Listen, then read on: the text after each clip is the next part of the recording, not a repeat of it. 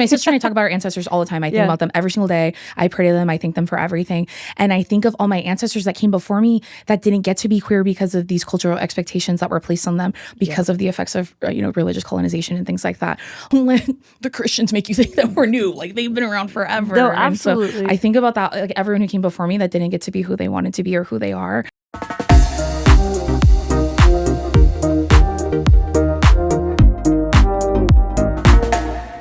Hi, Deison. How are you doing? I'm good. How are you? I'm good. Thank you so much for coming on She Comes With Baggage. I'm really excited to have you here. I did a full deep dive on your content, and I'm just a regular stalker now. So I love that. You're welcome. Yeah, biggest fan. Biggest fan. I love that. And you're also here with your friend and your mom too. So it's like very exciting that I'm getting to meet everyone at once. So it's going to be a good conversation. I'm excited. Thank you for having me. Absolutely. Are you from Los Angeles originally? I'm from like SoCal, so I grew up in like Orange County until I was like 11, and then we moved to the Inland Empire, so it's like more inland. Okay, so do you feel like inherently like a California girly, or are you like someone the other day told me like, oh, I figured you were from LA, and I was like, that felt really rude, but thank you. You're like, was that an insult? I don't know if it's derogatory or what, but I feel like I have a very strong California vibe. Like I lived in Oregon for 4 years. I went to college out there, so and the vibe's very different, obviously. So and everyone that would meet would be like, well, yeah, you're from California. I was like, sure, yeah. You're like, sure. Actually, I think it is the biggest compliment. I'm from Tennessee, so if someone from home were to be like, you're a California girly, I'm like, yes. Like, I've worked hard on getting rid of my accent, and I'm like, I'm California. I've acclimated, Yeah. What part of Tennessee? I'm originally from Memphis, but I grew up in like the Nashville area. So I've only ever been in Nashville. I feel like that's where everyone goes. Yeah, you have to go. Especially, I mean, if you've gone to any bachelorette party, it's always in Nashville. Yeah, the matching pink bobs, like they're walking up and down. Literally. But yeah, my whole family, they all sound like banjos when they talk, and it's like a proper country accent. I love that. Like my best friend Carrie's from North Carolina. Oh, okay. Originally is Maryland. Or Baltimore. And then moved to North Carolina when she was little. And so, like, the accents they have out there is so interesting. Yeah, when I've never experienced anything like it. I literally call my sister and I'm like, are we from the same people? Like, if we do not sound the same. But it's funny. I mean, I definitely feel more at home with California. Oh, I love that. But tell me about your background. So I know you have a lot of Samoan heritage and a lot of traditions. What are some of the things that you find most pride in? Honestly, just my family. That's like the most like Samoan thing about me is how family oriented like me and my siblings are. We were really blessed to be raised in our culture pretty heavily. That goes like with being like respectful, and my sister always talks about how like we're our people, like we love to serve and help. So like that's just how all of my siblings, we were all raised. And so I would definitely say the most Samoan thing about me is my family and that's like amazing. How close we are. Like I mean my mom goes everywhere with us. Like she's one of our managers. So if we're doing like big deals, I'm like, I need to call my other manager, my mom, and ask her what she thinks first because I trust everything that my mom tells me. But yeah, amazing. I would definitely say my family aspect. Yeah. Okay. I love that. And I feel like, it's so important too to actually have your family being so involved and like being your biggest fans and kind of being like that front line of being, no one's gonna mess with you if your mom's there. No, 1,000,000%. Especially because my mom will not let anyone be mean to us. So yeah, I'm like, no, you shouldn't be mean to us. My mom's here. Yeah. Can I? I'm gonna start crying. Let me call your mom. I'm gonna start calling your mom anytime that I need something. I'm gonna be like, love that. Perfect. That's good. So it's just you and your sister, or do you have a little brother? And a little brother. Yeah, I'm the oldest. That's why my mom's always joked and said that he was the only planned one. So he's 11 years younger than me. Okay. Me and my sister are 2 years apart. You're like, was that also an insult? I'm like derogatory. I don't know. Yeah. California. I don't know. Yeah. Mom, they're just keep coming. But yeah, no, it's just the three of us. Okay, amazing. Well, what was young you like? What would be, if you look back on that, what were some of the early personality traits that you recognize? And did you ever have like a indication that you would be into performance or being someone that was a public figure in any way? I don't think so. I was so shy as a kid. The thought of people looking at me made me sick to my stomach every single time. Right. And I used to feel so bad for my parents because I like didn't know how to explain that to them. And like I played soccer growing up. Okay. So I would like all of a sudden when it was my turn to go play, like it would be like I've never played soccer before. And I played it from when I was 4 until I was 17. And up until I was 17, like I would play and be like running the wrong way. I'm like falling down. My mom's like, why are you doing that, Mom? I'm so nervous. I have to throw up. Like everyone's looking at me. And she's like, we're looking at everything. Like not everyone's just looking at you. My sister was always complete opposite, which was really funny. So it was like she helped me out of my shell, but I was so shy. The thought of people looking at me was really painful for me. But I also think a lot of it was like I was so uncomfortable with who I was. Like when I was little, like I didn't realize I was a lesbian until I was a lot older. I never felt like everyone else, but I had a crush on every boy that would talk to me. And then if they tried to flirt with me, I would get mad. And I was like, I don't want to hang out with you. Why would you do that? Even though like everyone told him I had a crush on him.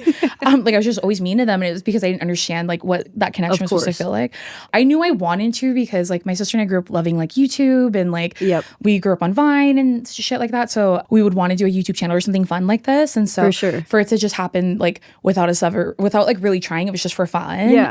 It's honestly really cool. I love it too, because I mean it's funny, like I can sit and yap like this all day long, but putting me in front of like a big group of people or anything, I panic. I literally, I'm like, I can't talk I can't talk on stage. Really, I freak out. I don't know. And it's something kind of like, there's a difference between like having a one-on-one conversation with me versus like having a you're speaking to a bunch of people. Aspect to it. And I like that freaks me out. Like I get so nervous, and I'm even whenever I have to do the teleprompters after to do like the intro and stuff, or whatever. I'm literally like, I can't do this. Like, this is really difficult. Can we just, I don't know. That's a whole other thing. But it's kind of funny, too, that now I'm in LA. I recognize a lot of creators who show up a lot online. They're actually quite shy in person. When you super chill and like mellow.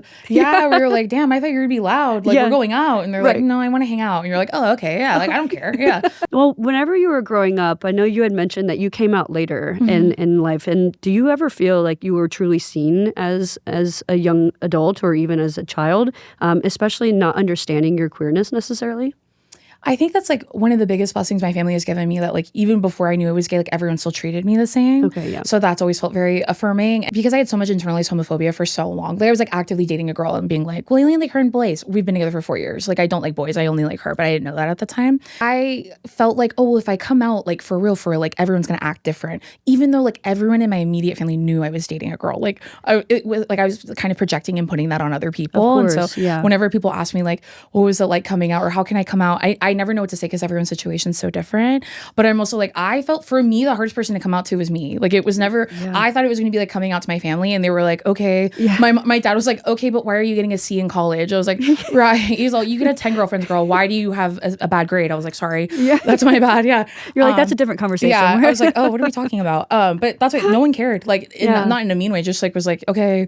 Like you're still the same person. You have the same values and beliefs. I was like, so. Where do you feel like, if you were to think back on it, where do you feel like that internalized shame came from? Do you think it was more of like a societal pressure in a way? I mean, for sure. And I also felt like I had never seen lesbians that looked like me in anything. Like they all look like, I remember when I was telling my friend, oh, I think I have a crush on this girl like on our rugby team, because that's how I found out I was gay. I joined the women's rugby team in college, and was like, but I'm like straight, and it's ironic I'm on this team of lesbians. I'm one of them. Rugby is usually, it's like softball and rugby. Girl, that's usually an indicator. And the minority is usually the straight girls. So I thought that was me, and I was wrong. Most of like the queer women I'd seen like in media and stuff, like they look like Shane from the L Word, which like she's hot and sexy. I'm into that. But like I'm like, that doesn't look like me. Or like other queer people I'd seen growing up, none of them I felt like looked or presented like me. Being Samoan, like we were colonized and affected pretty heavily with westernization. So there's a lot of religious influences. So like in my culture, it's like you serve God and then your family, and then like you have a bunch of other stuff. And I wasn't raised religious. Like my parents like taught me like, you know, there's heaven and there's hell, and like pretty simple like overview of it.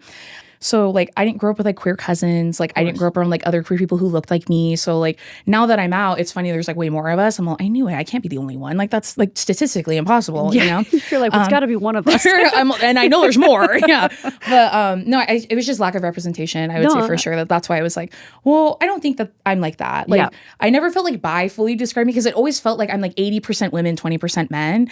And then after a while I was like, no, it's 100% women. I don't want to date men. Like if a man never talked to me ever again, I wouldn't care. Like I thought about that a lot, and I thought about how like the only men I interact with regularly are in my family. So it's like I could tolerate them and I love them and it's fine. You're but like it's kind of a given if we're like blood related. Yeah, you know what I mean? But if I meet like a new man, I'm like, why are you talking to me? For sure. I feel like over the years, I came out after college and I had a panic, and I to the point where I was like, let me move out of my small hometown and move to California. And like that's I'll be a long gay over time there. ago. Yeah. No, I had no idea. I was like, I'm going to be straight. Oh, okay. Yeah.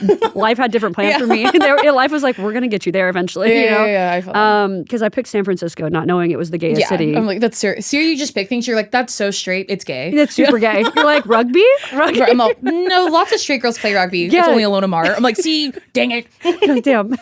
But that's kind of what I panicked and I moved. And I think like since coming out and finding more of like my affirming side of my own identity, which has gone through the waves, right? I feel like learning about your identity, it's like never linear. You're always going to be learning about yourself. Always, But I think that like something that's really helped me was, I mean, I'm not encouraging this for everybody, but for me, I've been, decentering men a lot. And I feel like not even in just my identity, but also in religion or looking at it from a family aspect or people who had put me in positions where I didn't feel safe or anything. And not necessarily, I'm not saying I started being hateful or anything. It was just like decentering, where it was like, now I'm going to, kind of put that societal pressure in a different direction. And it's really helped all these too. little ways you grow up not even knowing you're performing for men. Yeah. Like, oh, I'll wear my makeup like this because then men will like it. I'm like, I don't want men to like anything I'm doing. Like, I'm not doing anything for them. Like, for sure. Or even like things you like. You're like for a long time, I'm like, do I really like football? No, I don't. Would I date a lesbian who likes? Yeah, sure, I'll watch football with you, but I don't care. Like, my dad played in the NFL, so I've just been around it my whole life. All my cousins play football. My brother, like,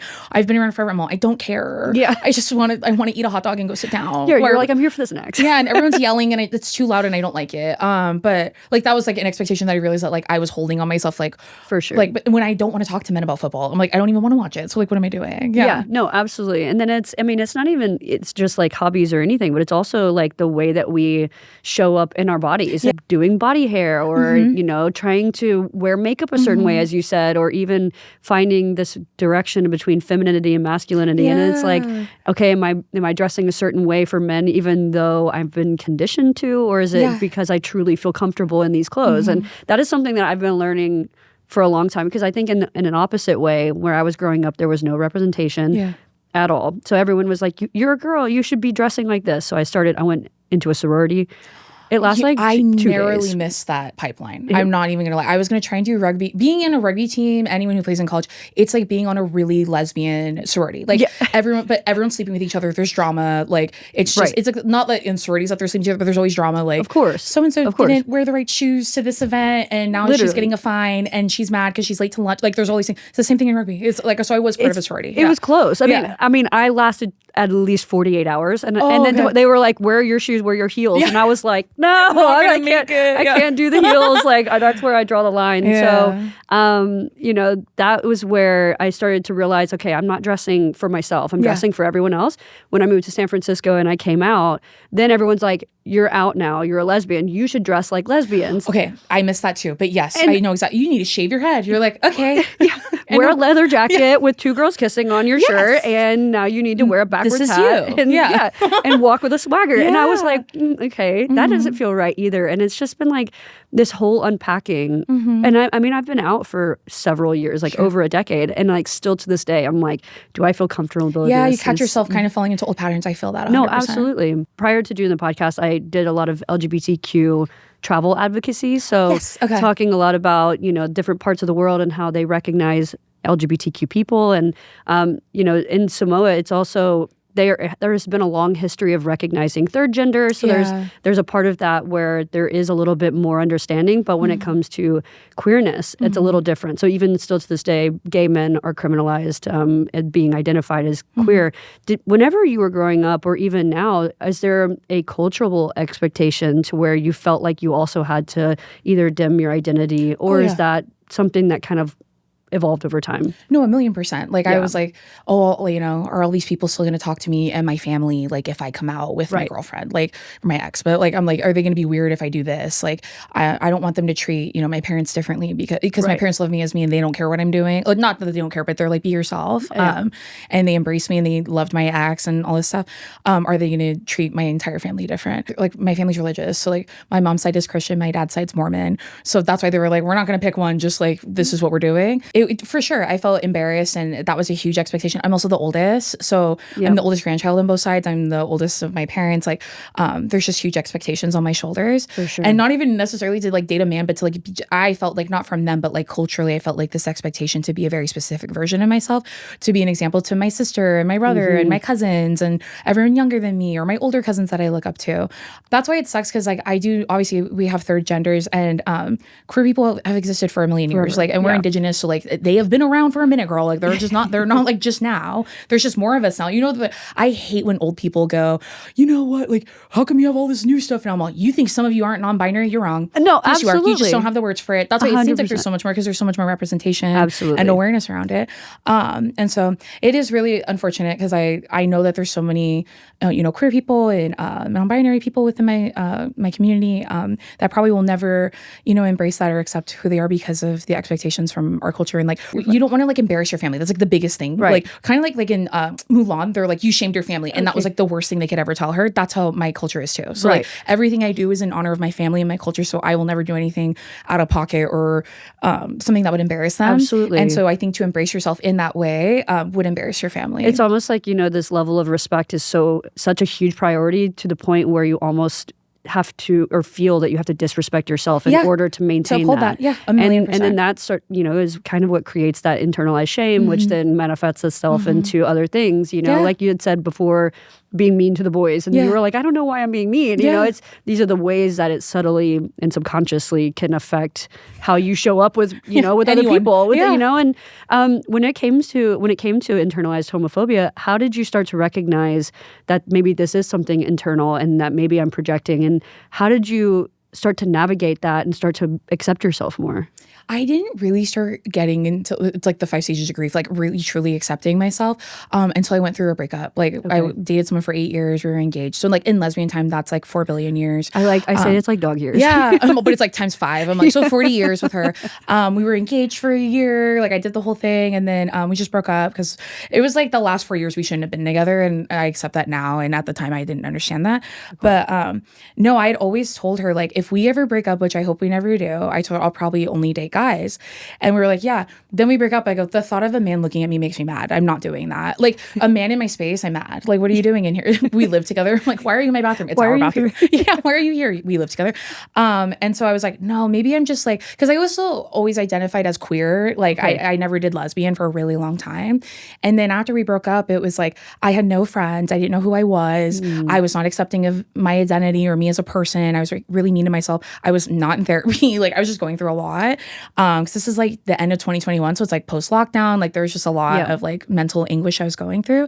And then when we broke up, I did a lot of therapy and self-help work. And I feel like that helped me. Because I'd always wanted, like I'd watch like girls on TikTok have like 100 queer friends. I'm like, what is that like? I want to go out with the girls. I still don't even have that many friends. Girl, I know. Literally. And you don't need that many. I need like 3 or 4. I barely even have that. Yeah. I'm like, no, I just want the one. And that's my best friend, Carrie. For sure. And so like I was just so lucky that like right when I went through my breakup, my sister blew up on TikTok. So it was like, I moved back home into my childhood room and was like starting all the way over. And my sister was like, come to everything with me. So my sister, started her other podcast called The Comment Section. And then Carrie was working on the set, and that's how we became friends. And so I think like working on myself and building a community of queer people, like including my cousins, they're gay and they're married and they're so cute and I love them so much. And they have queer Samoan friends. So I get to see other people who look like me and like it feels like family because it is. I think that all of that really helped me face my internalized homophobia. Like I told you that like right before we started, we were talking about nose piercings. Yeah. And I got my septum pierced like 2 months after my breakup. And my dad went with me. It was really fun. And my friends were getting septums in like 2012. Like no one had them yet, and I thought it was so sick, but I was like, no, that looks gay. Okay. Like there's shit like that. Or like I didn't get my leg tattooed for a long time because I was like, that looks gay. You are gay. Like who cares? Like I don't give a fuck. Sure. And those are like performing for expectations of men where I'm like, oh well, like are they gonna think that looks weird? Like, and I don't care what they think. I would definitely say it was probably my post breakup that I felt like allowed me to the space to like really figure out who I am and what that looks like and stuff. I guess it's like when the breakup happens, it's like, okay, am I going to, there's almost a comfortability being in the relationship knowing like this is where it's at and I don't have to kind of like talk about it more if I don't need to. But then when the breakup happens, it's like, okay, am I going to start dating men now? And it's kind of like that choice is it's like, am I going to step into my authenticity or am I going to step into hiding? And I feel like that's really like, the unfortunate part where queer people have to make that decision every day. And we talk about it too on this podcast is like, people say all the time, like, oh, it was a phase, or are you going through a phase? And I'm like, no, the only phase that I went through was being forced to date men, where I was like so brainwashed into thinking that that's what I needed. No, I like them. I don't. I don't. Yeah, like that was a phase. Yeah, you know? exactly. And I just think, it's just so interesting how that internalized shame, it's not even just, oh, I'm scared to like the same person, but it affects everything about your life, how you right? dress, who you hang out with, what are you watching, what music are you listening to, 1,000,000%. Like you mentioned, even the tattoos or the way that you present yourself, like that, it manifests itself, and I feel like that's kind of like the I wish that more people could step into their authenticity and then also feel really safe in doing so. Yeah, I feel bad for a lot of people, especially a lot of people within my community, my culture. I like look at them and I feel I have empathy for that. Like I know what that shame feels like. I've been cut off from people I don't talk to anymore, and I'm okay with that.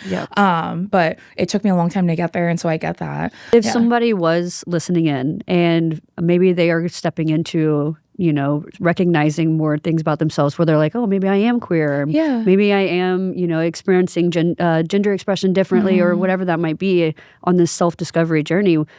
But they are nervous and they're worried about the backlash, whether that's from their, external or internal.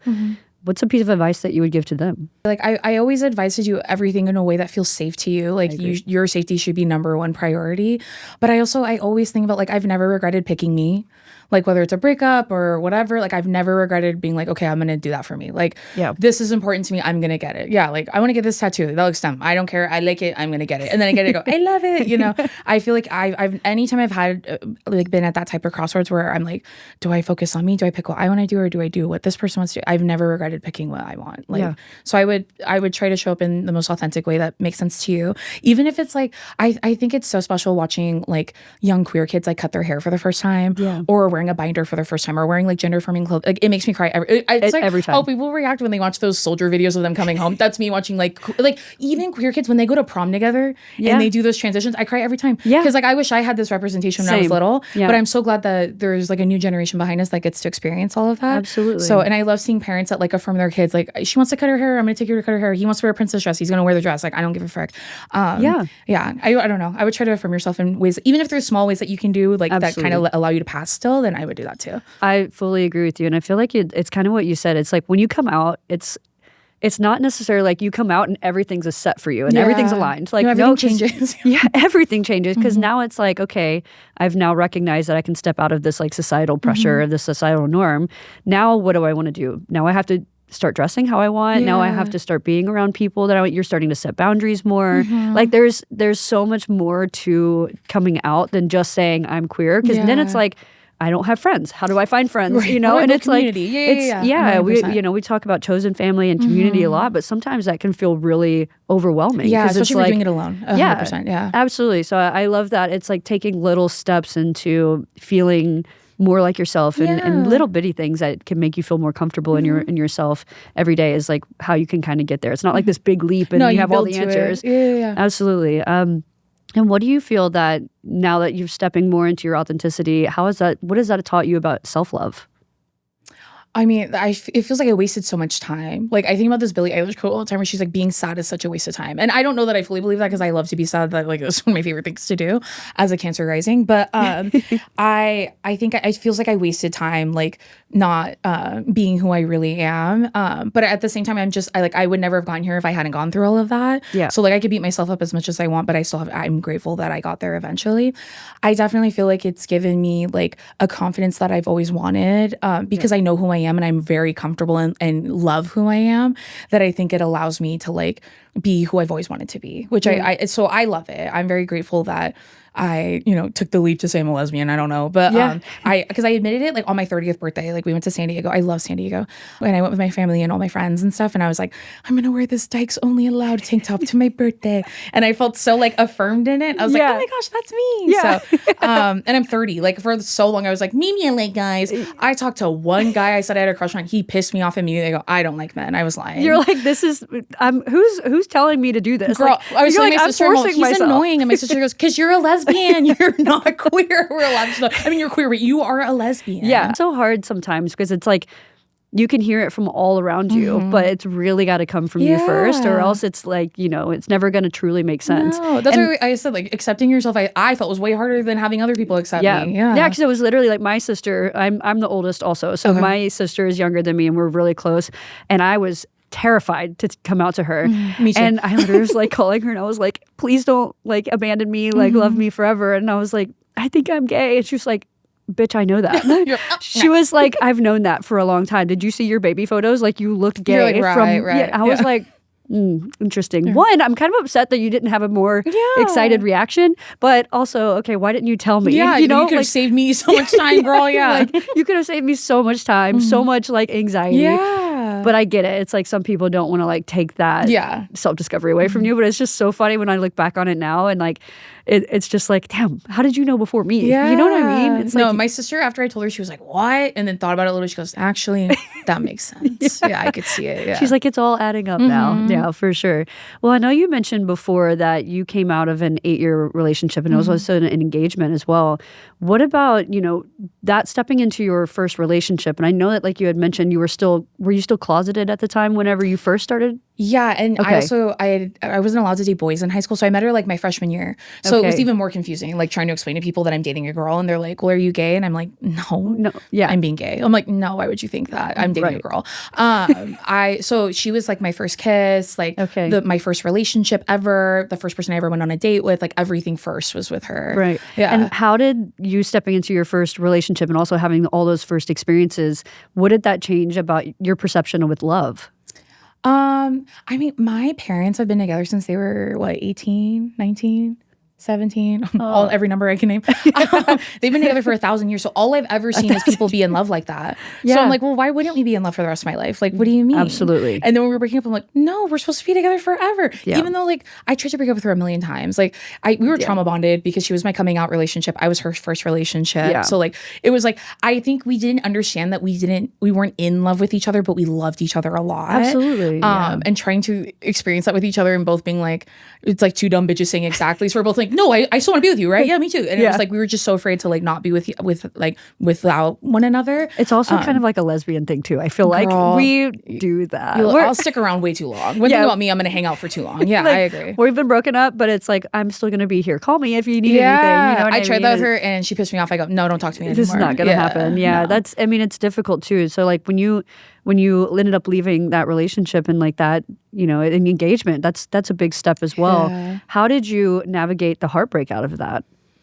It's so sad. I don't remember. I have like the best memory, but when I'm going through big stuff like that, I'm like, girl, I don't remember anything. I remember that like, because I've gone through different breakups after that I feel like because I was so lost in a million other ways, like that one I was like, I'm gonna deal with that one in a minute. Like I need to figure out who I am, what am I doing like with my life. Like I don't have any friends. I don't know what I like to do. Like when people would ask me, what do you like to do? I'd be like, watch TV. Like I didn't have anything because I was so I had like truly like, and I don't even think this was really her fault. I just had like put all of my validation in her. So like whatever she liked to do or whatever she wanted to do, that's what we were doing. That's what I like to do.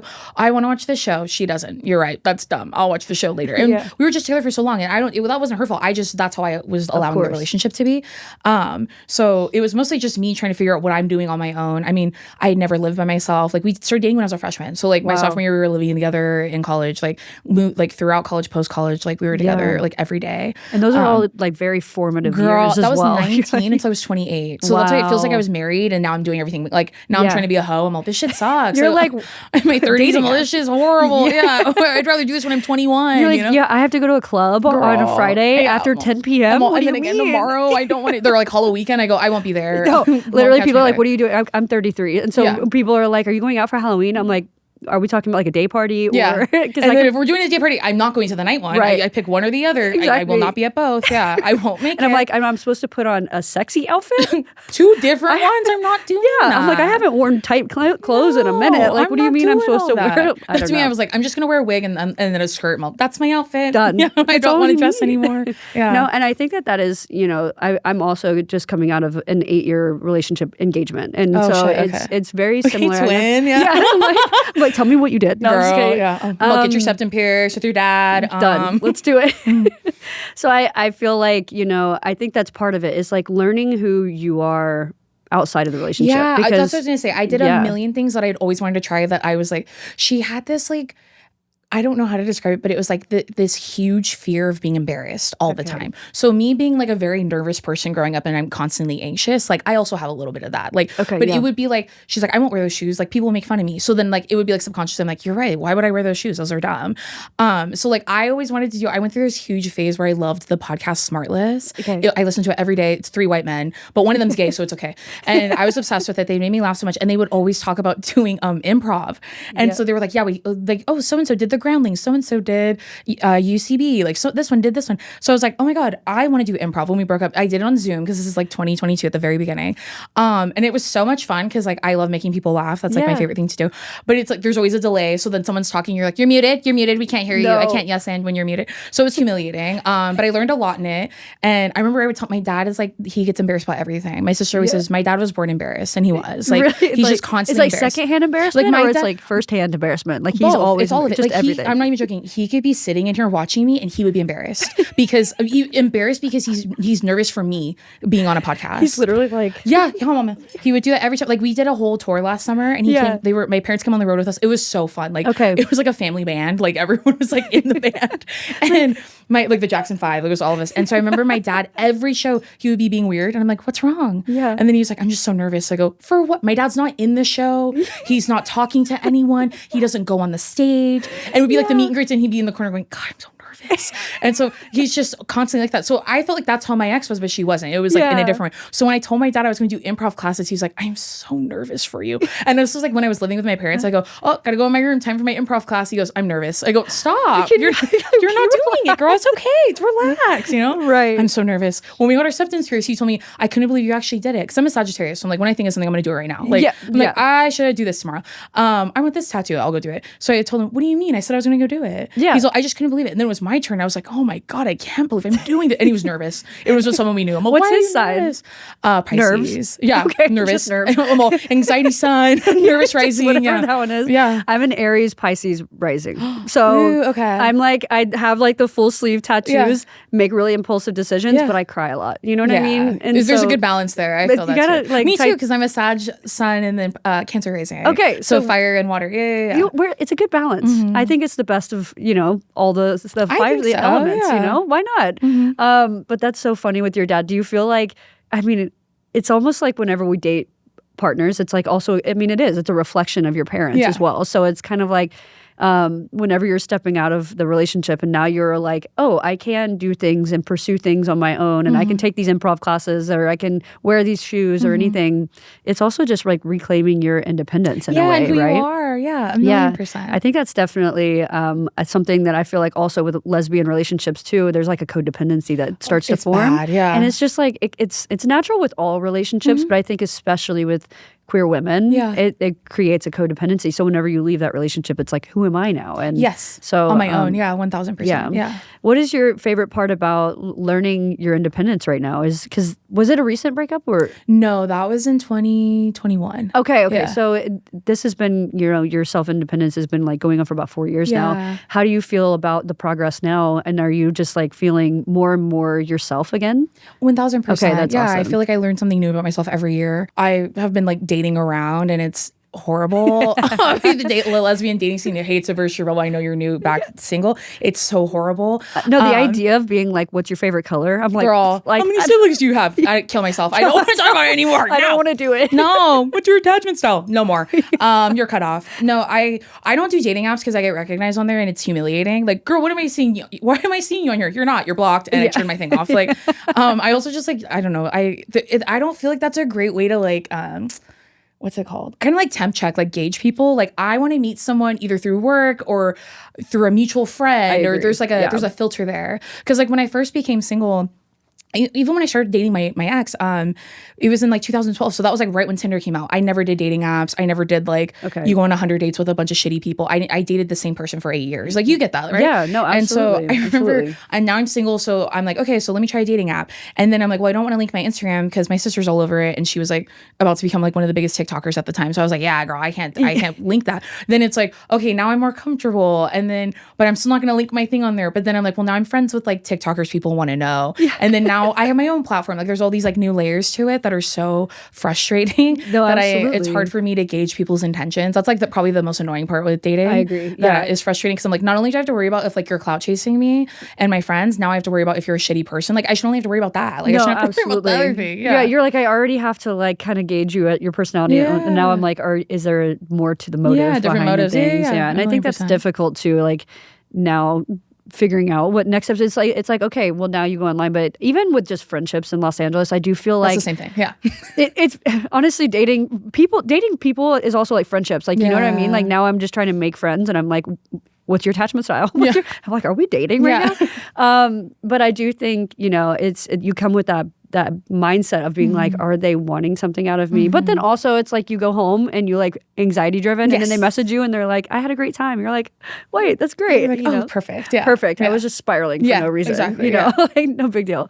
I would love to ask you, because I know you were just mentioning about TikTok and content. So you are very prevalent in talking about queer women, queer rights, advocacy in that regard, and I absolutely love that because I also think, as you mentioned before, you're now the representation that you didn't have growing up. And I think that that's so powerful, especially because, the more we have representation and diverse voices, the more people feel more comfortable to be themselves.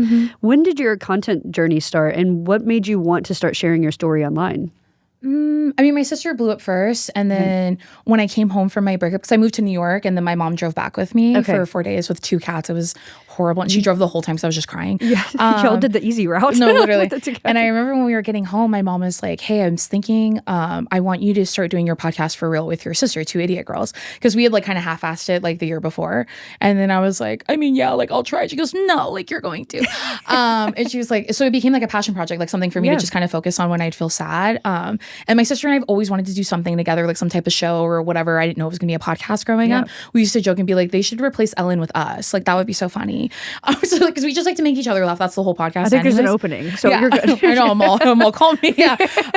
But that was like my first introduction to content. And the thought of posting my own stuff felt so embarrassing to me that I was like, absolutely not. Yeah. And I remember telling my sister, like, it just sucks because like there's no like queer, like Samoan, like Pacifica representation. And she was like, it's gonna be you. Yeah. It's you. And I go, oh, I don't, because like the only representation we've had like consistently over the last like however long is literally The Rock. Like we've joked like that's my uncle. He's not my uncle. Everyone says that. But like my sister, we get to be different. Like being queer, or she's not queer, but like being Pacifica women like in the media is so like special to us because there's none of us really. Yeah. And so me being a lesbian on top of that adds another layer, which is really special to me. And it means a lot to me. It's not something that I take very lightly. Those are like my favorite DMs to get is like, I've always looked for queer like Samoan representation and now I have it. And it means a lot to me. It's very special. Yeah. In your opinion, why is it so important for there to be diverse voices and especially with representation? I think because I didn't feel seen or affirmed when I was growing up because I was like, maybe I'm just a weird guy. Like I don't know what's going on. I don't feel like everybody else. I'm like, I like every boy, but I don't want them to touch me or talk to me. And so I just hope that allows, I know representation allows for more people to be validated, obviously, but then I think it allows them to step into their identities in ways like we've been talking about. For sure. Where they're like, oh my gosh, I feel the same way. Or I had 100 crushes on boys growing up. Like Drew had no crushes on anyone growing up. She was like, boys are annoying and I hate all of them. And I was like, not me. I like every single one I've ever met, anyone that talked to me, except for my brother-in-law, my sister's fiance. We went to high school with him. And he was like, objectively speaking, the most handsome boy we went to high school with. And I was like, I don't get it. My sister was like, I should have known you were a lesbian. That should have been number one. That's the red flag right there. Yeah. I actually, I don't know if this is truth, but I saw a TikTok the other day. It was like a therapist of some kind, like an LGBTQ therapist, talking about how sometimes when women, especially young girls, are so boy crazy, like that's all they can think about. It's almost like it's the comfort coming through, like compulsory heterosexuality is shining through because it's almost like they don't actually want to be in a relationship with a boy, but they just want the validation of like the societal pressure to be relieved of being like, you now have a boyfriend. Okay, now you are more of a woman or whatever it might be. Now you're successful as a girl, and so sometimes whenever people are like what young women are like so boy crazy, it's probably because you're gay. Do you know what I mean? It's like that's Can probably confirm. why. It's probably why. Yeah. And, it's same. I had boyfriends and I was always like, if I keep trying, maybe eventually I'll have a connection with one. Maybe. It's not him, It's just not him or him. And I'm like, I don't know. Now I look back and I'm like, my sister should have just told me. Yeah, I know. Same. My sister should have told me too. Well, what about the podcast do you love so much? I know that it must be so much fun to just hang out with your sister, especially with y'all being close. I could imagine if my sister and I made a podcast, we'd be canceled in 5 minutes. Like my sister Everyone has a says mouth. that. They're like, we would be fighting. And we always describe our podcast as like a sleepover with your weird cousins. And you guys are making up dance routines and giggling and talking about stupid shit that like poop and whatever. And we're laughing. I think I just love that we've like collectively, my sister and I have built like this little community of like little freaks, and they get to all be weird and have fun together. And like when we did our big tour last summer, we had so many of them were like, I met a girl in line and this is our like 1 year best friend anniversary because we met at your show. Like I just, even like if they're straight, like I just hope they feel, because we get a lot of like just brown girls in general being like, you make me feel seen, because so many podcasts are like, no, well, no offense, but with like white women. And that's fine. I have a lot of my best friends white. I'd like to clarify. I love them. I think it just, I would just loved being able to create such a special like space for everyone where they feel seen. And like it's really cute because we do so many things like as a family that like they were like excited to meet our parents on tour, like so like and they have a podcast, so they're like, I feel like you're my parents and these are like my older sisters. Amazing. And so it's just been really special being able to create a space like that for people, especially with such a like shitty time right now in society, that I love that if like us talking about diarrhea for 30 minutes makes their day a little bit better, I'll take it, girl. You're like, look, if I can get your mind off of the world, feeling like it's collapsing, cool. Like, and then I will being be that annoying person. for an hour, I love it, girl. I think that's something with social media. There's so many good things about it. Obviously, there's community building and there's access to seeing representation. Obviously, there's a lot of heaviness with social media as well. And I feel, like with social media, there's a lot of the comparison. Everyone's posting like the best things that have happened in their life. Like you don't really see that many things. So I think that's also what I love so much about your podcast is you were just so openly showing up as yourself. And like you said, if you're talking about like things that are, stigmatized even, and you're like destigmatizing them, people can just be like, oh, I can let down this guard of being like I have to be performative all the time, because sometimes I think Instagram makes people do that. Like 1,000%. I mean, it's all like highlight reels essentially on both TikTok and Instagram. I mean, my sister and we've worked really hard on like I share a lot of my life, but not everything. Like I don't even, if I was ever or when I am in a relationship, I don't even know if I'll really post it for real, because I don't want people's noses in my business. No, dead us. And the one time I did soft lunch someone, I immediately regretted it, so that's my bad. So I was like, learn my lesson. Archive. I don't know what you guys are talking about. I've never seen that person before. No, it does suck like comparing yourself, because I've been in, I've felt like that before. Even being a creator where I'm like, fuck, like I just wanted my stuff to do well, but I keep thinking I'm not posting for that. That's something I think about a lot, and I have to remind myself like I'm not posting for likes or views, or I'm posting this because it made me laugh and I wanted to post it, and if it makes other people laugh and they like it, then okay, and if they don't, I don't care because I liked it. No, absolutely. So I think that's so important too, because I feel like sometimes whenever we're showing up, and it kind of ties back into identity, when you're kind of performing for other people to see you a certain way, it almost you that's when burnout happens, right? And like that's when eventually, if you're not connected to your why, you're not going to want to create content anymore, because every content that you've made isn't truly you and what makes you feel good. Exactly. And it's okay for your why to also evolve and change too, but I definitely can see where you telling your authentic storytelling is also so connected to your why, and it's so natural too, because it's like you said, you're creating that community, that family, especially for people who don't feel like sometimes they have family. And I feel like that's so common sometimes with our community, unfortunately. The good thing with representation is if we didn't have representation growing up, our families didn't either. Like even my ancestors, I think of all the people who came before me. Like, did you see Sinners? Yes. You know the part where he's like first playing music and it's showing like it's essentially all their ancestors, like and from like different generations. Like I remember I cried 100 times watching that movie because it's so good. But I remember that scene, I kept thinking, because I was like, it's his ancestors. Like because my sister and I talk about our ancestors all the time. I think about them every single day. I pray to them. I thank them for everything. And I think of all my ancestors that came before me that didn't get to be queer because of these cultural expectations that were placed on them because of the effects of religious colonization and things like that. Like did you watch Chief of War on Apple TV? I don't think so. It's with Jason Momoa, and it tells the story of like specific Hawaiian tribes, and it's really cool. And they did so much like work behind the scenes on it too. Like they speak like Olelo the whole time, so it's like Kanaka, like Hawaiian like language. And they have like captions, and then they eventually start speaking English, which I was like, no, go back to the Olelo. But I remember when I was watching it, like they have a gay guy on there, and they have him with a man. I'm all, see, we've been around forever, like for sure. I'm all, don't let the Christians make you think that we're new. Like they've been around forever. No, absolutely. So I think about about that, like everyone who came before me that didn't get to be who they wanted to be or who they are, because of these like family expectations. I feel really sad for them. Yeah, and I mean I think that's also why people are so drawn to you, your family, and everybody, because I feel like for a lot of people like who don't feel like they have family, or maybe they are close with their family, but it allows them to still feel like there's an extension to that.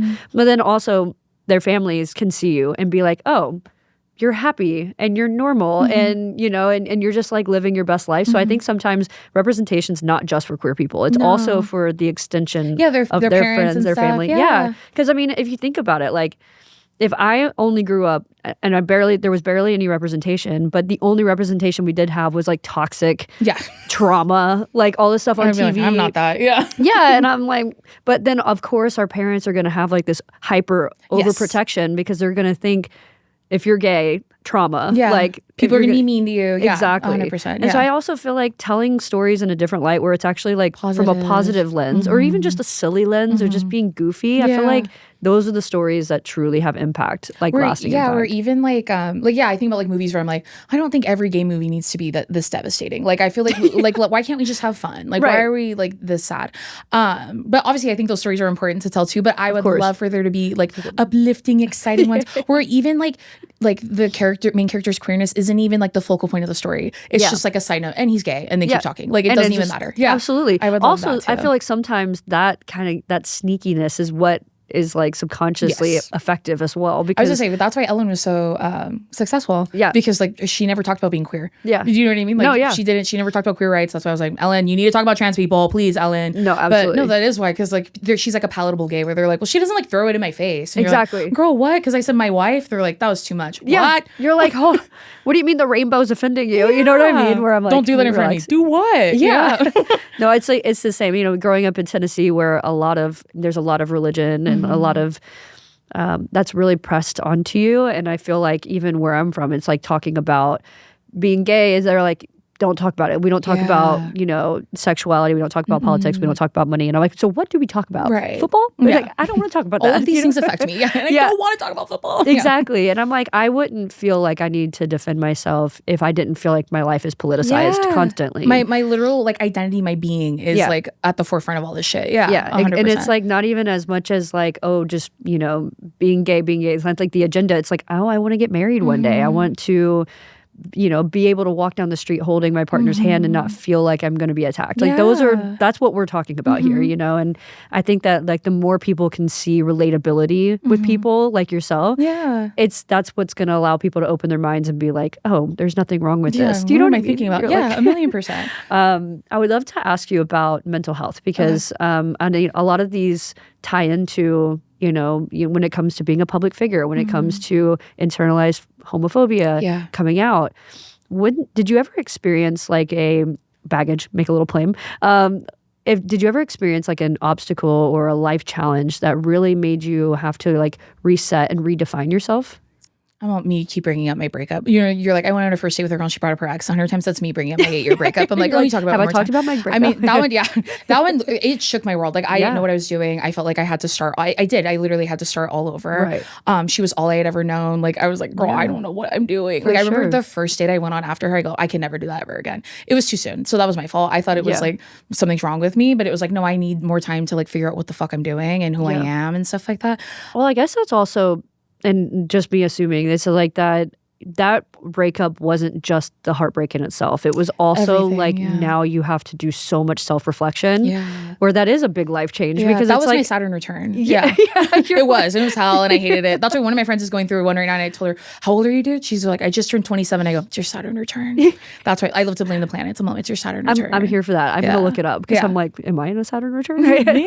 But I mean it is because it's like it's not just the breakup in itself. There's like so many layers and so many intersectionalities with that because it's now challenging, who you're going to date next or who you're going to be next or where you're going to dress like. And, you know what I mean? Like living on your own for the first time. So I can imagine that that's difficult. Yeah, living on my own for the first time. Like I had my own room. Like I grew up with my sister, so we always shared a room. I go to college, you share a room with a roommate. I started dating someone immediately. We share a room. For like 8 years. Yeah. And then now I have my own room and it's in my childhood bedroom. I'm like, this wasn't what I thought I would be like having my own room. But I remember when I moved into my first apartment by myself with my 2 cats, I was telling my mom, this is like crazy.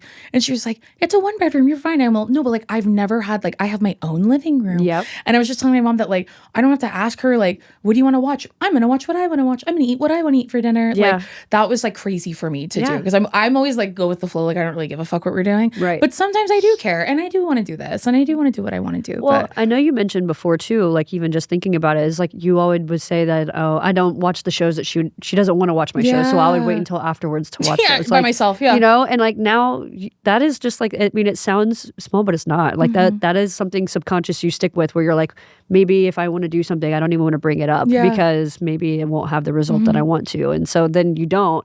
And then next thing you know, you're not actually doing anything for yourself. And so I feel like that's so amazing that you're able to now step into this new safe space and then also do all the things that bring you joy every day. I think it's just, I mean, congratulations. I'm so excited for you. What are some practices that you do when it comes to mental health in protecting your peace?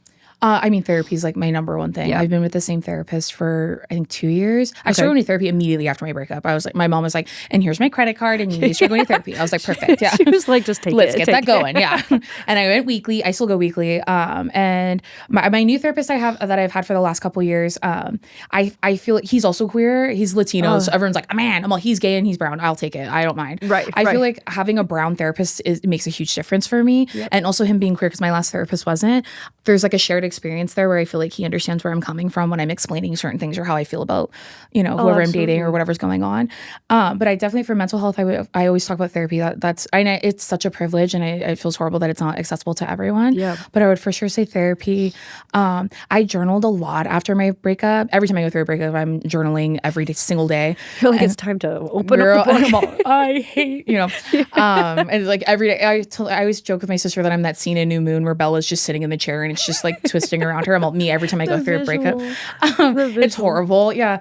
But I what I love about journaling is it's such a great way to self-reflect, because I'll go back and look back. I go, she wasn't even all that girl for all of this. Like, what were we doing? Right. And so, journaling. I love a hobby. I love a craft. I'm always like learning how to make something new. That's very lesbian of me. Where I'm like, I can make that better. Yeah. You're like, power tools? Yeah, I could do that. Yeah. I bought some, like, I remember during COVID, I bought this, it was like a resin ashtray that had a picture of Michael Scott in it. I got it for my sister's birthday, and I got it on Etsy. So I was all excited. And it came in, the picture was all warped and you could barely see it in there. So I asked her, like, this does not look like the one. And I know they're all made, like, specifically, like, they're not like production made, like, they're all going to look a little different. Right. But I was like, can you like send me a different one? And she was like, no. And I was like, okay, well, can I have a refund? She goes, okay, send it back. And it like pissed me off, but I was like, okay, here. And then I told my mom, I'm going to buy this shit and make my own. And then every birthday, everyone got resin coasters. I made like magnets, and they all came out so cutie. Like, that's so cute. So I love a little craft or a little hobby. I love Legos, like just little things I could do. I love that. So I try to find activities like that to look forward to, or like whether it's reading, or like this year I've gotten really into, like, there's a hummingbird that lives in my backyard. So I bought a feeder every day. For like a month I was posting updates on her. Have you named her? Yeah, Annie. Because she's an Anna's hummingbird. My mom goes, name her Annie. And so I was like, there's my girl. So, there's like little gardening. I just pick up random shit to do that only I have to do. And then it's honestly really nice doing stuff by yourself. Like when you get over your the hump of your breakup, you're kind of like, girl, I kind of like doing this. Absolutely. Like, it's fine. Yeah. Well, I feel like everything you just mentioned too are different forms of therapy, right? Like, of course, there's therapy where it's like we're going to go and sit and talk to someone and have a face-to-face conversation. But also like being out in nature, being around hummingbirds, that's therapy to me. Do you know what exercise I mean? is a big one for mental health. Yeah, absolutely. Or just, like I think journaling is one. There's so many different forms of therapy, and I feel like that's ultimately like such a good.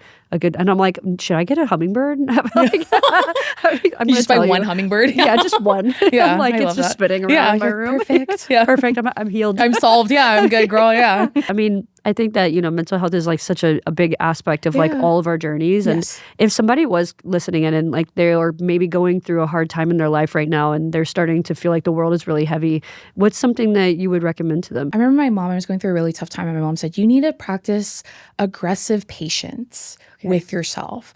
I'm such an impatient person with only myself. Like everyone else, like Carrie and I joke about this all the time. I'm like, sorry, it took me 20 minutes to get in the car. Like that made me mad. And she's like, you're allowed to do that, but I'm not allowed to do that. And that's why I feel, I'm like, no, you're allowed to do whatever you want, but I'm not allowed to like take my time or whatever. So my mom's like, you need to practice aggressive patience. Like you're not going to get over this in an hour, dog. Like it's going to take time. And so I would definitely tell, anyone that's going through any type of tough time, whether it's like a breakup or you lost a friend or you're just going through like something really shitty. I mean, living right now is really really shitty in the society we're in, I would definitely say like to be kind and gracious and patient with yourself, that like it's normal to have emotions and to feel like really like a lot all at once. Absolutely. And I would just be patient. That's like the number one thing, like with yourself, and be kind to yourself. Like I love to be kind to everyone but me, girl. I'm like, no, I'm dumb and I'm annoying, but everyone else, I love you. Yeah. I'm like, no, I need to work on that. Yeah, no, absolutely. I feel like sometimes we're our own biggest enemies. And I feel like, you know, the way that sometimes I talk to myself is like I would never talk to anyone like that. I would never treat anyone. And so I do think that that's such a good piece of advice too, because I feel like, you know, giving yourself grace, especially when you don't have it all figured out, or maybe something feels so out of control. Like right now, I'm literally like bracing myself every day. I think that's just so important, because it's kind of like recentering yourself and like allowing you space to breathe. Because I think sometimes too, I get so obsessed with the outcome. Yeah, that you want to rush to the end. Yeah, and then I push it away, and then I don't actually enjoy the process. Prolong the. Yeah, I agree that. Yeah, like because I also love a random hobby, so like I'll wake up and be like, should I start pottery? Yeah. And I'll literally buy the wheel, I'll buy the clay, and I'll do it, and then I'll be like, I should start an Etsy. I'm dumb. Or I'm like, I just started Etsy. Then I make one bad one. I go, you're an idiot. Why did you ever think that? Why did you ever think that you were going to be the next? Like, every time I'm like, I tried twice. Yeah, no, I'm the same way. But I get it. But it's also just like enjoying the process. Yeah, and learning. I love learning about myself. Yeah, and being patient. Like you always think, oh, I'm healed, or I've done all the work. And like at this point, I'm like, can I just be healed already? Like I've done so much work. Like when is it done? And then I'm like, okay, that's also part of the process of like figuring out when to let it be, and just be like, it's not linear too. No, and it ebbs and it flows, and like my therapist tells me all the time, he's like, girl, it's not going to be overnight. Like and he goes, and you'll feel great for a month, and then something dumb will happen and it'll throw you off again. And he goes, and then but see, you recover faster. So like it's funny, with every stupid breakup I go through, I recover way faster. I'm getting in there. I'm all, okay, we're learning, I'm growing. Like that one didn't take me 3 Bella Swan months, it took me 1, so I'm getting better. You know what, I love this. This is like a good way to like actually know how progressed you are. Yeah, well, you're like, I'm only a half a spin. Yeah, I'm all, look at that. Yeah, I didn't even do the full liability song. I got like, I'm a possibility. Literally, or possibility. Yeah, liability is a different sad song. No, and I think I'm always like trying to be positive about everything, because I will not make it if I'm not being positive. So I'll be, and it's like annoyingly positive, but like I need it. So I'll be like, you know what? I only cried once today. That's a win. It's a win. Yeah. Yeah, 100%. I only thought about it twice today. That's a win. That's a win. I only spun halfway around the world once. Yeah, I'm winning. Yeah, I'm getting better. My mom calls them, is that like little wins? Yeah. Yeah, I say the same. I always like little small or baby milestones. That's like what I try to, I'm like, oh, I made 1 baby milestone this week. That's a good one. I'm good here. I'll take it, girl. Yeah. I'll take it. I know you had mentioned previously your experience with religion and growing up with religion in your household. What is your relationship to your faith, and how does that play a role in your identity as well? So I didn't necessarily grow up like going to church and stuff like we would if we were going to like my grandma's house. That was like the one rule my aunt had said, like if we would go spend the night with my cousin, she's like, you have to go to church tomorrow. And I'd be like, okay, I don't care. And I would go and like learn, but like be kind of confused and not understanding what they're talking about. It wasn't until I was a freshman in college when I met my ex-girlfriend or fiance, and I came home for the summer after I finished my freshman year. My mom was like, hey, like your cousins are putting on a church camp, so I signed you guys up. And I was like, I don't want to go to that. And she was like, it'll be fine. Just go have fun with your cousins. And then I went and I fell in love with it. My cousins are Christian, so I loved going to church. I did the sinner's prayer. I was like, I'm devoting my life to Christ. Like I'm super down with this. And I felt, because I would cry every time my cousins sing, because like music is so popular and like prevalent within my culture. So all my cousins are in the worship band and they all have the most beautiful voices. They're so talented. And I would cry every time I'd listen to them. And I was like, you know, maybe this is like I think I wanted to be like forgiven by God for being gay, because I was so uncomfortable with it. Like I've thought about this recently. I'm like why was I so emotional? And it's like, well, if he still loves me and takes care of me, then like it must not be that bad if I'm gay. And not that like anyone in my like close family was saying like you're going to hell or anything like that, but it was so hard for me to accept myself that I'm like, well, you know, Jesus loves me, he has my back. And so then I moved back to college, and then I go to church every Sunday. I didn't have a car, and the bus runs late on Sundays, so and I would always be hungover because I would be out with my rugby friends on Saturday, and I would still be on the bus at like 8 a.m. to go to church. And my ex would go with me, and I found like a little church that was similar to like the one I was going to at home. And I told my ex, because she didn't grow up going to church, and I told her that like I don't think they'll talk about any of the like homosexual like whatever scriptures, like I told her, because my church, we never talk about that. Like we talk about like helping your neighbor, being kind to each other, helping each other, learning the word, whatever. And she's like, okay, the first time we went, they talked about being gay was a sin. I go, right. Me trying to sell her on being Christian. Okay, so don't listen to that.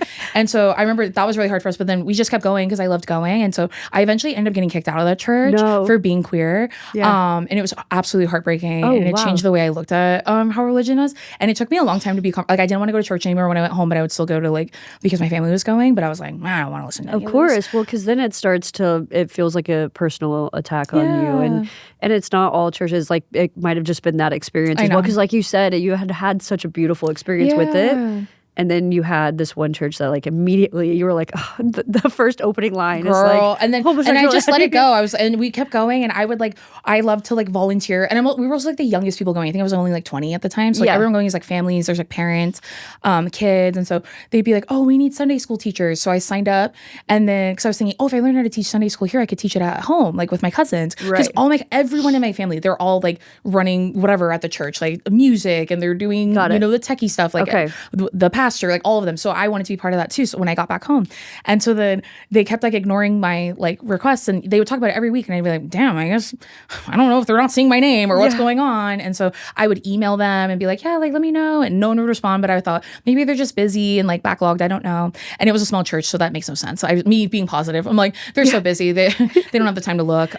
They're begging for teachers. And then my pastor would always tell me, oh, me and my wife, we want to take you guys to dinner, like me and my ex. And I would be like, okay. And so then I remember and my ex went to the mall. We went to Chili's, and because I was like, obviously I'm gonna get a triple dipper after church. And so we were walking through the mall holding hands, and I was like looking at something, and then she ripped her hand out of my hand. I was like, what are you doing? And I look around, and my pastor and his wife were there. They were just staring at us because we never told them we were together. We just like said like, and this is so and so. I'm Deison, and this is so and so. And then he was like, oh, like, and the wife wouldn't look at me. She was so uncomfortable. And then the pastor was just like, you know what? Like, I'm gonna text you. Like, let's get dinner next week. I was like, okay. Yeah. So then we booked the dinner, and I remember me and my ex, we get to the dinner, and she's like, what are we gonna do? And I told her, well, I'm not gonna lie. I've never lied. They never asked me. I told them if they're gonna ask me, I'll tell them. I don't care. And she's like, okay. As soon as we sat down, so how do you guys know each other? I was like, we're girlfriends. He goes, in what way? I'm like, we're in love with each other, girlfriends. So we've been together for, I think at that point it was like 2 years. Yeah. And then he was like, okay. And we're just staring at each other. I'm like, okay, now what? Oh my God. And then he was like, well, do your parents approve of this? And then I go, yeah. And then she was like, yeah, mine too. And then he was like, oh. And then after that, the wife went and talked to me. It was super weird, like at the dinner. He paid for it, so I ordered whatever I wanted. I was like, you're like, actually, I'll take 3 triple dippers. To go, yeah. And then I remember after that, he wouldn't say hi to me at church anymore, and it just felt super weird. Yeah. And I felt like everyone else in the church was acting different. And I was like, okay, like whatever. I'm going to church because I'm a good Christian, and you guys are not being good Christians to me, and that's not my problem. I'm like, he will remember, and so will I, but that's not my problem. Yeah. So I don't get to control that. And so I remember I went to church without my ex because she had work or something, and they had like a potluck, but I was like, I'm not staying for that because you guys are being weird, and also like my ex isn't with me, so I don't feel comfortable. And so I was trying to leave. He goes, just stay. And I was like, and I felt weird. I was like, okay. So we're eating together, and he's like, can I talk to you? And I was like, yeah. And I was like, fuck, he's gonna bring it up. And so he did, and then he was just like, I just want you to know, like, I cannot be your pastor if like this is how you're gonna live your life. And then I was like, I don't want to be mean or rude, but like I have a pastor. Like I don't need you to be my pastor. Yeah. This is just an in between. Like my church is at home. Like I just go here because I'm living in Oregon, going to school. And you know, I respect you as a pastor, but like I don't need you to be my pastor. I have one. Yeah. And then he was like, okay. And like, well, you know, I get like, you know, this sin is so different because like love is involved and love is so powerful. And I go, yeah. And then he goes, but like I used to be an alcoholic. Like I still have a breathalyzer in my car. And then he goes, so like I get like those types that like I was in love with alcohol. And I was like, girl, don't compare that to this. Yeah. Right? And I was just like, okay. And then he was like, yeah, and like, you know, I used to cheat on my wife a lot. And I was like, why are you confessing everything to me right now? Not the projections coming out. I'm 20, by the way. Yeah, I'm all, what are we doing? And so he was just telling me all this stuff, and he was like, I don't know, and like, you know, because it's not good to lie, and like, you know, if kids ask you like, what are you gonna lie? And I told him, is that why I haven't been hit up for Sunday school? Yeah. And he was just staring at me. He goes, I mean, and I told him, if a little kid is asking me who I'm married to, that's none of their business. And I'm not even married. I'm going to tell them, don't worry about that. Go get your coloring book and sit down. Like, that's not what I told you to do. It's just, it's also interesting with religion where it's like that, to me, from my understanding, I grew up Baptist as well, where it's like, that is the foundation, is love. protecting your neighbor and being kindness. Yeah. And so I think that was a very similar. I also got kicked out of church whenever I was like, okay, do we you live want the to same be life? so bad. Right? Yeah. I'm like, what else are you going to say? I did it too. Oh, yeah. And I did, because I remember that, I mean, I was, at the time, I didn't understand queerness or anything, but I remember them saying, you have to get on your knees and pray. It was very like, you have to do it. Like, you have to do it. And I was just like a little feisty Aries. And I was like, I was like, I don't want to do it. I'm not doing that. Yeah. And then it started to make me question of am I, the specific church, is it more of a sense of like making me do it versus me encouraging me to feel that feeling? And you wanting on your own absolutely. accord. Yeah. And so it took me a long time to like reconnect with a spirituality of a faith of a higher power, because it took a lot of trust out of me when it came to it. And, that's been a whole process. Well, what about your spirituality now? Is that still an evolution or a journey, or is that something that you've now reclaimed outside of that pastor? I'm assuming you don't see him anymore. So, no, I didn't go after that. Yeah. Okay. I was like, oh. And I was very jaded for a long time, like against religion. I feel like now I'm pretty like whatever about it, but I definitely am a very spiritual person. Like I pray to my ancestors all the time. I believe in a higher being of some sort. Yeah. God, when I think about like people I've dated and I think of things that happened to them after, I go, that's my ancestors. Like when I think about it now and I look at it and I have a better understanding of it, then it makes me feel even more grateful to my ancestors. I always am, but like 10 times more, in regards to like protecting me and loving me and like taking me off paths that I'm not supposed to be on, even though I'm like white knuckle gripping, trying to stay on there. And they're like, no, it's not this one, girl. I'm like, please, please. So I am spiritual in a sense. Yeah. And I love like witchy shit. So yeah, for sure. Yeah. I love that. I love that you're able to then, again, it's like creating your own independence and finding it, like you said. Absolutely. Like finding your path and what feels right to you. And like those small wins. Yeah. Small wins. Finding a new church, not seeing that guy. That's a big win, I think. So I want to ask you, as one of the final wrap-up questions, what does resilience mean to you? I think taking care of yourself, I think, is one of the most resilient things you can do. I think in whatever way that looks like. I feel like a lot of people think resilience is like, I just take all this shit and I'm good with it. Like, and I think that's a form of resilience, but I don't think that that's true to it. I think being true to yourself, I think, is resilience, especially when your identity's in question. I think of trans people a lot, obviously, right now with everything going on with the government. And I think they're the most resilient people ever. And it sucks that they even have to be resilient. They should just be able to exist and be a person living their life. I think living your truth and being true to yourself and taking care of yourself is the most resilient thing you could ever do. I think that's definitely something we're going to see more and more of with the queer community. I feel like the more we get pushed back, the more we're going to like stand up firmer in ourselves. My existence is like, is resilient. I feel that, you know? Absolutely. Well, at the end of every episode, we do like some fun little wrap-up questions just because, we get a little deeper on here. So you got to wrap it up with something light. If you could have a personal mascot follow you around everywhere, what would you want it to be and what would it do? We just went to the San Diego Zoo for my brother's birthday. It's so fun. I want to go every day of my life. And they had a platypus there. I've never seen one in person. Yeah, his name was Bira. I think about him every day of my life.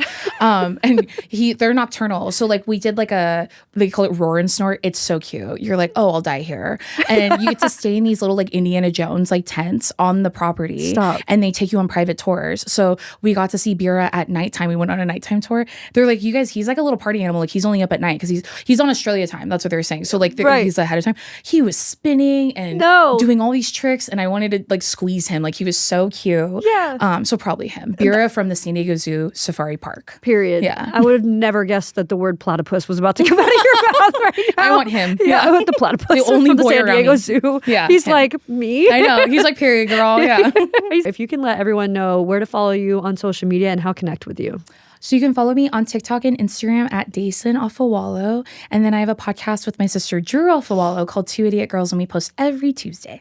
Yay. Well, thank you so much for coming to hang out and telling your story. Me. I feel like I could talk to you for another 2 hours. We're the same person. It's kind of scary. Literally, I'm like, are we spirit animals? Yeah. We might be. Is this your mom too? Yeah. Mom? She walked up, Mom? Yeah. Is that you? And that's a wrap on this episode of She Comes With Baggage. If you love this conversation, make sure to follow She Comes With Baggage on Instagram, TikTok, and YouTube for more content and behind-the-scenes moments. And if you're tuning in on Spotify, Apple Podcasts, or any other audio platform, please don't forget to leave a review. I love hearing from you, and your support helps keep these conversations going. And just remember, if you are carrying any baggage, you're not alone, and we're all more alike than we might realize. See you soon.